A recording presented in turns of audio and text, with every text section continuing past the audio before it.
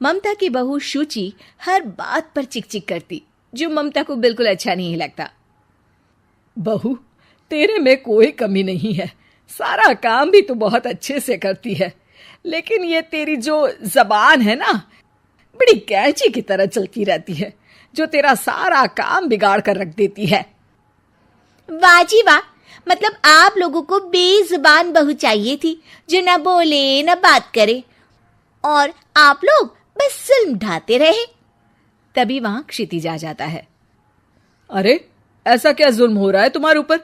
माँ सही कह रही है, मैं खुद तुम्हारी चलती जुबान से परेशान हो गया हूं। अब तो शुचि का पारा 7वें आसमान पहुंच जाता है। वाह जी वाह, अब आप भी, क्या नहीं किया मैंने आपके लिए, अपना सब कुछ दांव पर लगा दिया, लेकिन आप भी अपनी माँ की जुबान बोलने लगे। अरे यार, कैसी बात बोल रही हो? माँ की जबान, बीवी की जबान, अरे मेरी तो कोई जुबान है ही नहीं जैसे। देखो शुचि, माँ से बुरा व्यवहार मैं पसंद नहीं करूंगा। अब क्या था, माँ के सामने अपनी हुकूमत कम होती देख शुचि को माँ से नफरत होने लगती है। अगले दिन शुचि माँ के कमरे में जाती है। माँ, ये लीजिए गर्म पानी। पानी रखकर वो चली जाती है, लेकिन जैसे ही माँ गरारा करने लगती है, हाय रे, मैं तो जल गई। अरे पानी इतना गर्म क्यों दिया शुचि? मेरा तो पूरा का पूरा मुंह ही जल गया। वाह, मजा आ गया, लग रहा है गर्म पानी ने अपना काम कर दिया, अब और लगो ना मेरे मुंह। शुचि, माँ के चिल्लाने की आवाज आ रही है, और तुम कैसी हो कि जाती भी नहीं, देखती भी नहीं कि माँ को क्या हो गया। आवाज तो आपको भी आ रही है, जा तो आप भी सकते हैं, लेकिन नहीं, शुचि ने तो जैसे सारे काम का कॉन्ट्रैक्ट साइन कर लिया है तुम्हारे परिवार से।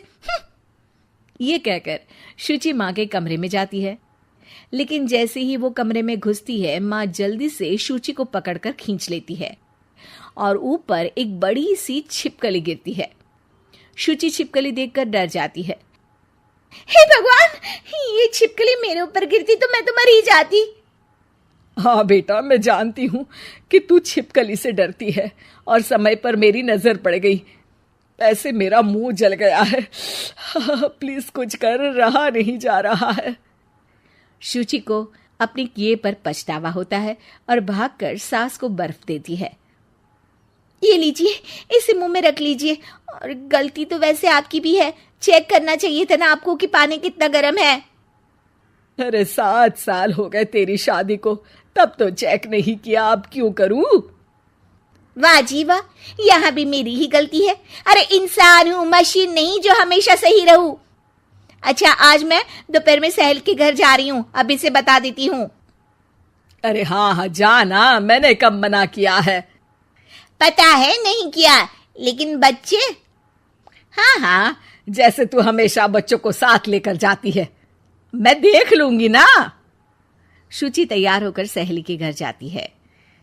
अरे वाह शुचि, तेरी ड्रेस तो बहुत अच्छी है, तू ऐसे कपड़े पहन कर निकलती है तो तेरी सास कुछ नहीं कहती क्या? दूसरी सहेली बच्चा संभालते हुए कहती है। अरे शुचि, सही है, तू एंजॉय भी कर लेती है लाइफ को, और बच्चा सास देख लेती है, तेरे तो मजे हैं भाई, मजे।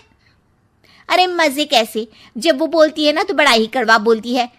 रहने दे, अच्छा चल मैं जा रही हूँ, डिनर भी तो बनाना है ना। शुचि ये बोलकर वहां से चली जाती है। घर आकर देखती है कि माँ बच्चों के साथ खेल रही है। आ गई बेटा? आना ही था ना, खाना कौन बनाएगा? फिर रात होते ही सब चिल्लाने लगेंगे, खाना खाना, और फिर सबको मौका मिल जाएगा ना मुझे कहने का कि मैं सही हूं ही नहीं, खाना भी नहीं बनाती हूँ, और आप आप तो सबसे पहले बोलेंगी। अब सास को गुस्सा आ जाता है। एक तो सारा दिन तेरे बच्चों को देख रही थी, घर पर किसी ना किसी का आना जाना लगा रहता है, बच्चे घर गंदा करते हैं उसे देखती हूँ, हद है। अब क्या खाने की जिम्मेदारी भी मैं ही ले लूं तो करेगी तू क्या? शुचि को ये सुनकर कुछ ज्यादा ही गुस्सा आ जाता है। बस माँ जी बस, अरे ये तो गुलामों वाली जिंदगी हो गई, कोई फ्रीडम रहा ही नहीं, ऐसा लगता है कि बंद कर रह गई हूँ, घर तो किसी कैद खाने सा हो गया है। मन ही नहीं करता यहाँ रहने का। अब मैं और आप एक घर में रह ही नहीं सकते बस। अरे तो क्या मैंने बांध कर रखा है तुझे? अरे मैंने क्या कर दिया जिससे तुझे ऐसा लग रहा है? और तेरा इतना बोलने के बाद तो मैं खुद ही तेरे साथ नहीं रहना चाहूंगी। लेकिन अब सवाल था कि सासू माँ जाएंगी कहाँ, क्योंकि बहू तो मायके चली जाती है, लेकिन सास कहाँ जाए। तभी क्षितिज आ जाता है। उसे भी सारी बात का पता चलता है। वो माँ को समझाता है, लेकिन वो मानती नहीं और ना ही शुचि मानने को तैयार। दोनों की लड़ाई में माँ का सामान पैक हो जाता है। माँ अब कहाँ जाएंगी? मैं भी अपने मायके जाऊंगी। माना मेरे माता पिता नहीं रहे, लेकिन भाई भाभी से भी तो मायका होता है ना। और सास निकल जाती है मायके। बस फिर क्या था, शुचि सुबह सुबह गर्म पानी लेकर माँ के कमरे में जाती है, लेकिन वहां माँ नहीं होती। हाँ, चलो अच्छा है, अब ये रोज रोज के काम से तो बची। ये कहकर वो कमरे में जाती है जहां अक्सर माँ बैठी रहती थी। कमरा खाली खाली लग रहा है। तभी उसकी सहेली का फोन आ जाता है। अरे सुची, बहुत अच्छी सेल लगी है। कौड़ियों के दाम में ब्रांडेड कपड़े, जूते और बैग मिल रहे हैं।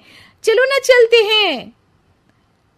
वाह रे वाह, ठीक है मैं आती हूँ। अब तो कोई टेंशन है ही नहीं, सासू माँ भी नहीं है, अब तो मजे से घूमूंगी। अरे मजे से तो तू पहले भी घूमती थी, लेकिन सास नहीं है तो बच्चे कौन देखेगा? और तुझे तो पता है ना, मॉल्स में बच्चों की एंट्री बैन है कोरोना के कारण। अरे तो फिर कैसे आऊंगी मैं? सेल तो बस आज के लिए है, कल खत्म। शुचि को बड़ा रोना सा आता है। फिर वो जब दिन में खाना खाने बैठती है, वो भी अकेले अकेले तो कोई खाना भी नहीं खाया जाता। मैं नहीं खा रही माँ के बिना। शाम को क्षिति जाता है तो शुचि जोर जोर से रोने लगती है। अब क्यों रो रही हो? क्या हुआ? माँ को घर से निकालकर शांति अभी भी नहीं मिली तुम्हें? नहीं, मैं माँ के बिना नहीं रह सकती। ना कोई बताने वाला है कि मैं कैसी लग रही हूँ, ना ही कोई समझने समझाने वाला। मैं माँ के बिना नहीं रह सकती। चलो माँ को ले आते हैं। अरे वाह, ऐसा शायद पहली बार होगा कि बहू रूठी सास को मायके से लेने जा रही है। दोनों सास को लेकर घर आते हैं और अगले दिन से फिर वही शुरू।